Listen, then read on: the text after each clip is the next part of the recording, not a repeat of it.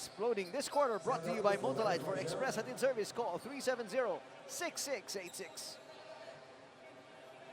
Do you like this strategy right now para sa Barako Bull? Starting off the fourth and final quarter without McMorrow. You have a 14-point lead. This is definitely the time. If you want to be able to rest your effort, give him the extra 3 minutes to be able to rest him and make sure na pagdating sa dulo, merong ibubuga itong si Liam McMorrow. And look at that lead. Continues to increase. The 3 by Ababu. 3-point shot brought to you by PLDT Home Evolution. Turns your ordinary TV into an internet TV. 17 points by Dylan Ababu. You know, we keep on talking about Liam McMorrow, but Ababu, he is the local support para dun sa import ng Barako. Ito na naman sinasabi natin si Douglas really being hounded not just by one individual in Hubalde, pero tumulong na rin itong si Rico Mayhofer. Ganda rin ang defensive game plan ng Barako. Pahirapan talaga itong si Douglas pag dinidribble na yung bola, trying to contain it. Washington for 3. 3-point shot brought to you by PLDT Home Evolution. Turns your ordinary TV into an internet TV. Chua. Laban kay Sigo. They swing it around. Ubalde. Quick crossover. Goes inside. His floater. Masyado malakas. But it's tipped to Joseph Yo. And a brand new 24 here, Dom. Going to that play where they have Joseph Yo coming off 2 screens on the top. And Yo just wanting to create for himself. Following tawag dun. A slight nudge. Galing dito kay Hubalde pero huli-huli siya. Joseph Yo with 7 points in the ball game. Looks like he's still really trying to feel his way into his new team. 76-62 ang ating talaan dito sa Ynares Sports Center sa Antipolo. Douglas has got to get going. If not, get his teammates going. Looking for back-to-back threes. Yes! Jay Washington has that in his arsenal to be able to knock down threes. It's going to be a lot easier para sa Tokentex na makabalik if Jay Wash is able to do that. Jay Washington with 6 points in the fourth quarter coming from 3-point shots. Joseph Yo gets hammered on his way to the basket.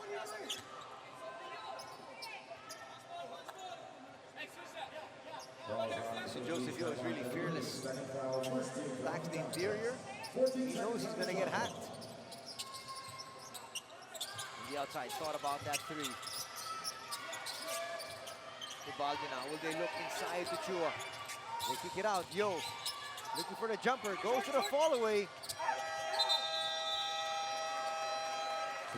Let's check in now with Riza. Anthony, may mga sugat, may mga kalmot sa kanang braso itong si Liam McMorrow. Nakikita natin yung physician nila attending to him. Medyo malalim yun kasi sa shorts niya nagmansya na yung mga dugo. But according to him, it's no biggie. I actually asked Coach Koy on how much gas does Liam has in his tank. Ang sabi nga niya, ayaw daw niyan magpaupo. Siya lang ang may prerogative, siya lang ang nagdedesisyon na pagpahingahin naman minsan-minsan. But if Liam would have it his way, gusto lang niya maglaro na maglaro. Anthony. Bibihira naman yung player na gusto umubo sa bench, especially if you're playing well. But that just goes to show you, that the import really is a competitor, and that's what you want. But also, as a coach, you need to be able to manage yung minuto ng iyong mga player. That's what Coach Koy Banao was trying to tell Riza, that they need him to be able to rest. Because pagdating sa dulo, pwede ka maglaro nga ng 48 minutes, pero yung last 2-3 minutes, pag kinakailangan ka talagang, that extra 2 inches of that jump, kinakailangan meron ka pang gas in your tank. Yun nga yung effectiveness talagang pinaka-importante. You want to be able to make sure that your player is at his optimum. Sama na tingin doon ni Mayhofer at ni Douglas as he got slammed to the ground. Jumper, masyado malakas. But again, the offensive rebound, no. It's going to fall in the hands of Tokentex. Looking to whittle that lead down. Douglas for 3. Offline. And Mayhofer just got shoved out of the way there. But it looks like he could have gotten away with a push there. Yun lang ang problema kay Mayhofer. He's a high leaper, but, read thin. It's an offensive foul going to be called here on Barako Bull. At quickly, babalik na itong si Pascual at si McMorrow. Once stood at a 14-point lead, has now been cut to 9. Still, the good thing about it, nakat nga yung lead, but nabigyan ng mas madaming minuto. Nakaupo itong si Liam McMorrow. Total of about 3 minutes of game time, plus yung rest na in between quarters, so that's about 6-7 minutes. Eksakto sabi mo eh, you know, you'd like to be able to give the import 3 minutes. Tama-tama, 9-minute mark. Papasok na siya. Right on cue. Natawag ngayon ng timeout ang Barako Bulls. So far, it's been wire to wire. Lamang pa rin ang Barako Bull dito. Garcia re-enters the ball game as well. Ito na halos yung kanyang starting five. Talking about the starting five of Coach Koy. Shot clock is at 4. They'll have to put this one up. Intal knows it. Throws it up. Hits nothing. Ganuelas Rosser all over him. Quickly going inside to Pettigrew, pero tutulong na naman itong si McMorrow. Barako goes in that zone defense, forcing itong Tokentex to move that ball. Forcing the shot from Douglas. He doesn't want to take it. Ganuelas Rosser with a miss. Intal, nice pass. The looping shot, but Intal was there to clean up the board. Confidence of Barako is sky high right now. After 2 wins and playing methodical team basketball and really making their defense work. And dun sila kumukuha talaga ng fuel to be able to get their offense. 11 points already for JC Intal. Can he buy a basket? No! Boy, it has been a horrible shooting day para dito kay Douglas. 1 out of 14, if I'm not mistaken. Nice look inside, and R.R. Garcia getting away. Nararamdaman mo yung frustration ng Tokentex once they're not able to execute well. Pagdating dun sa depensa, may nakaka-layup on the next play. And time obviously not on their side. Willie Miller, yes! Huge basket that time by Willie Miller, needing that, again, breathing room, still keeping them within striking distance. That's the danger when you're playing against Tokentex. You have so many offensive weapons that if you're Barako, kagaya ng ginagawa ni Coach Koy Banal kanina, naninigurado siya. R.R. Garcia hits from downtown. He's got 9 points.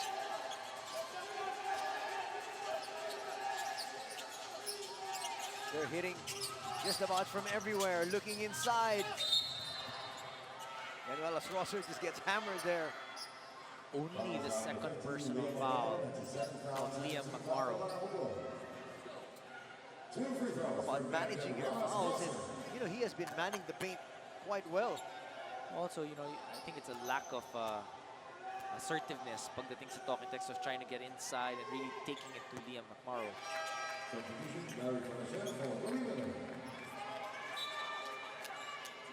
Willie Miller, papalitan. Gonna share back in the fray.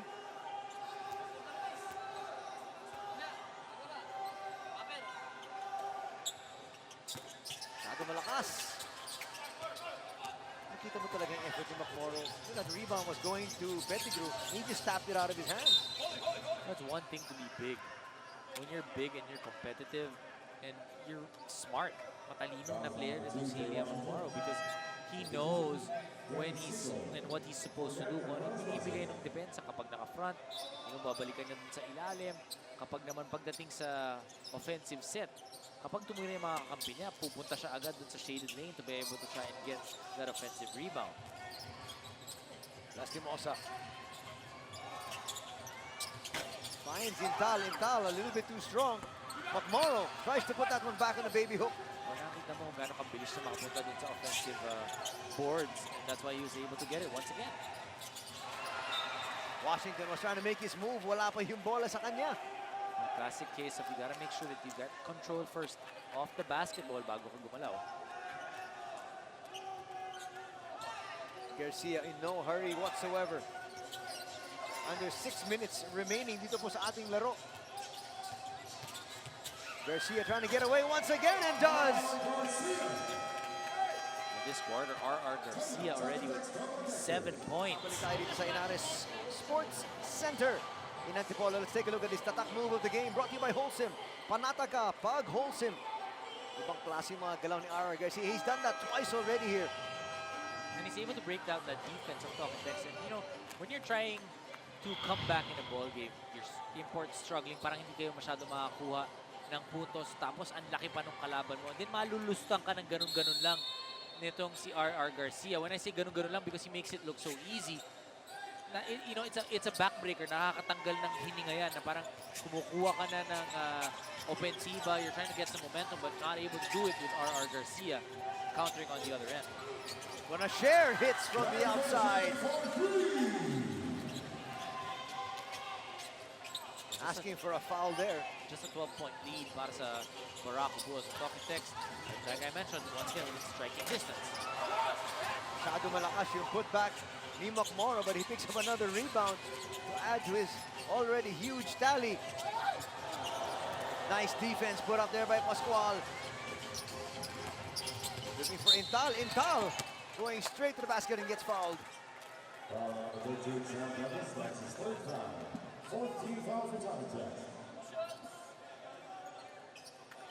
You get that feeling, Dom, na tuwing sumusubok, bumulusok itong kupunan ng Tokentex, biglang, you know, Barako Bull comes up with a big play of their own. And it's been so far, RR Garcia been providing that those big plays in the fourth quarter. In the third quarter, actually, ang maganda dito sa Barako Bull, nagpapalit-palitan sila. Kanina si Dylan Ababo naman nung third quarter, able to contribute as well. But Liam Macmoro has been definitely the most consistent player for Barako. And when you talk about his numbers, 26 points, 26 rebounds. Danny Siegel gets away inside. And that's an advantage para kay Danny Siegel because he's so big and quick inside. Kapag nakuha niya yung bola in the shaded lane at si Macmoro yung tumapad sa kanya, one pick, Macmoro has to go and try to challenge a shot. And when he does, Siegel will just make that quick move to the basket. Pascual misses. But again, just too big, too strong. Itong si Macmoro. Jay Washington trying to do a Floyd Mayweather right there. 5 personal fouls na para dito kay Jay Washington. He and Kelly Williams have had such a huge headache here today. I think they're going to see Macmoro in their dreams tonight. Or should we say nightmares? Nightmares. Lalo kapag matalo sila di sa larong ito. Well, they've done their very best pero just too big and too strong. Itong si Liam Macmoro. RR Garcia takes it inside. Hands it off to Pascual. Pascual's baby hook short. Threading the needle. Not gonna happen. Pascual just throws it up there. I think he was hoping that the ball would land, if ever, sa kanyang import. Barako could have waited a little bit more to get a better shot. That's an excellent point. Willie Miller for 3. In and out. Danny Siegel with that offensive board. Your pass, JC Intal. Turnover after turnover for Tokentex in the fourth quarter. 12 now in total. At narinig ka na nga ng Barako Bull. They had an opportunity there for a fast break, but they said, bakit pa tayo nagmamadali? Tayo yung lumang. Lamang ka ng 11 points. You have 3 minutes and 40 left. You want to be able to try and milk the clock. Douglas hands it off to Pettigrew, looking for the three-point play. He will head to the line for 2 free throws. It's been tough all night para sa Tokentex. Every time they try to get a run, they'll get some points going din rin pasagot. Itong Barako Bull. That time, they're trying to get a run. They get that fast break opportunity pero hindi nila makuha yung basket and the foul. Let's check in with Riza. Anthony, usapan mula sa Tropang Texters bench, ang laki na nga doon ng problema nila sa post. They cannot be that passive on defense on the perimeter. Ang sabi ni Coach Jong Wichico, we have to get our energy from our defense. And in case nga na may opportunity to run, gusto nilang tumakbo so that they can have that flow on their offense. Done. Oh, definitely. They need to be able to try and get some flow on offense. Yun nga yung sinasabi natin, parang hindi sila makakuha ng offensive sets Largely because, tama yung pinapoint out ni Coach Jong eh. Depensa muna tayo. And when they play good defense, that means they can speed up the pace of play. But kung wala silang depensa, then they'll have to take it out. Makakababa yung Barako Bull, hindi nila magagamit yung kanilang speed. Hindi naman nangyari doon. They played, I thought, pretty good defense there. But Ubalde still scoring. That is going to help out Talking Text. Foul and one opportunity dito para kay Danny Seagal. Another foul going to be called on Macmoro, his third.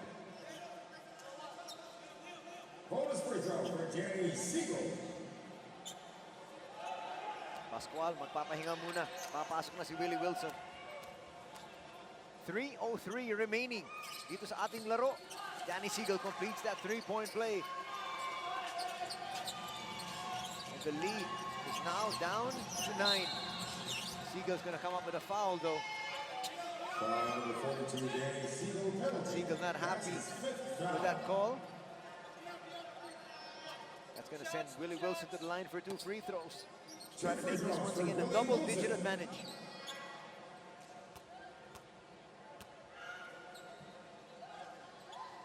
Still a lot of time remaining on the clock. That's an eternity of basketball pa rin, but But they need to play depensa muna. Because it's one thing na naghahabol ka. But mas madaling humabol syempre pag nakakaroon ka ng stop and then you're able to score. That means you're cutting the lead. But if you're not able to play defense, even if you're scoring, the opposing team is scoring as well. Look at that. Talagang naka-box out na si Pettigrew na yun, ha? Pero inikutan lang siya. It was like he was not even there. Bonashare, nagmamadali. Hoist that three, offline. Douglas, yes! Finally, Sam Douglas with a three-point shot, finally knocking it down. I think his shooting is like 1 or 2 out of 14. Here's Ubalde. And again, he says, wag muna tayo magmadali. Pero Anthony, tignan mo 7 points lang ang kalamangan itong Barako Bulls. Still with a lot of time left. Joseph Yo, bang! That's what you call guts for Joseph Yo. That's one thing this kid was born with all throughout his career. And it's nice to really bring the PBA to the provinces, to the Filipinos that are abroad. Siyempre, naghihirap sila dun sa abroad para sa kanilang pamilya. It'd be nice to bring a smile to their faces every now and then. Tsaka lagi naman napakainit na pagtanggap ng Yes. ating mga kababayan. Not just in the provinces, but especially out of the country. Medyo sa labas ng bansa, sabik na sabik sila sa mga PBA court heroes nila. Foul is going to be called here. And Douglas, mukhang nabuhayan siya dahil nakatira lang niya ng isang three-point shot. He needs to shoot himself out of this slump. And I mean that, if you're open, take that shot. Hindi yung gagawa ka ng mga balibag na tira. If you're open, if it's your shot, you keep on taking it. You gotta shoot your way out of that slump.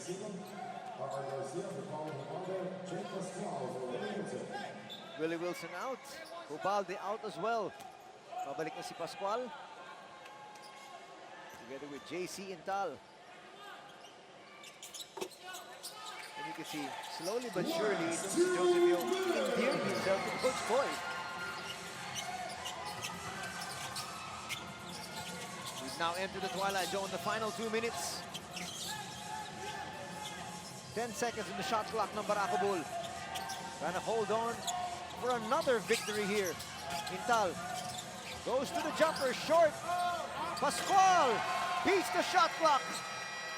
And you talk about Talking Text focusing on Liam Macmaro not getting that rebound.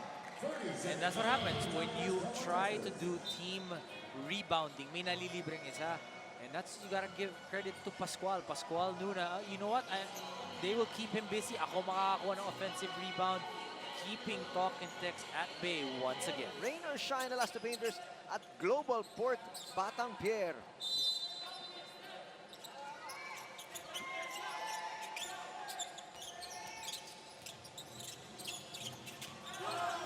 They force the three-point shot. It's not going to drop here for Fonasher. Solid defense once again by Barako Bull, making the right decisions, making the all-important stops to be able to keep Talking Text away na hindi sila makakuha ng momentum. Garcia kicks it out. Yo looking at the shot clock. He knows he's gonna have to put this one up. Here comes Douglas, attacking the defense of Pascual, and everybody just collapsed on him.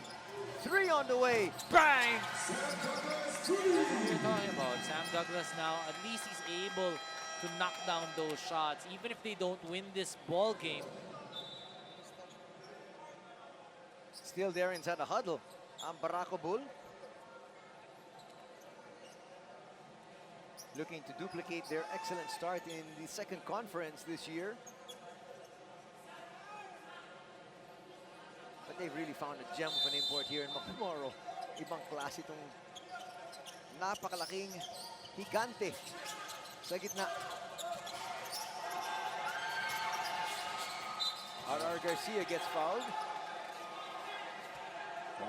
They put a lot of pressure there. Of course, the Barako coaching staff felt that JC Intal got fouled, but Barako Bull had enough composure. The players inside had that composure. R.R. Garcia anticipated yung pasa nito si JC Intal. Hindi siya nag-antay lang.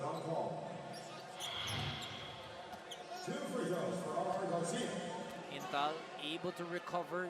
R.R. Garcia tracked down that ball to be able to get and make sure that hindi mawala yung possession na yun. One more free throw coming up here. Para kay Garcia. Importante nga para sa Barako Bull. First for Talking Tex, huwag nila bigyan ng offensive rebound itong si McMorrow. That was good boxing out by Pettigrew. But now they've got a score. Douglas looks for Miller. That looks good, but it's just short. That is exactly what Talking Tex wanted. You know, either force a turnover or foul. And then pagbalik, you know, they got a good look. But Willie Miller just leaving it a little bit short. Danny Siegel graduating here with 6 personal fouls. Quickly in to replace him. Danny Siegel fouling out of the ball game with 7 points and 2 rebounds. Garcia finally makes the first free throw. He was mad at himself dahil he missed 2 earlier.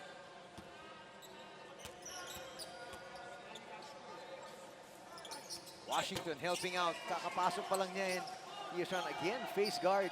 Itong si McMorrow. Look at that effort. Great effort by Liam McMorrow. They're trying to sprint down once again. Really wanting to secure this 3rd win for Barako. And ang galing.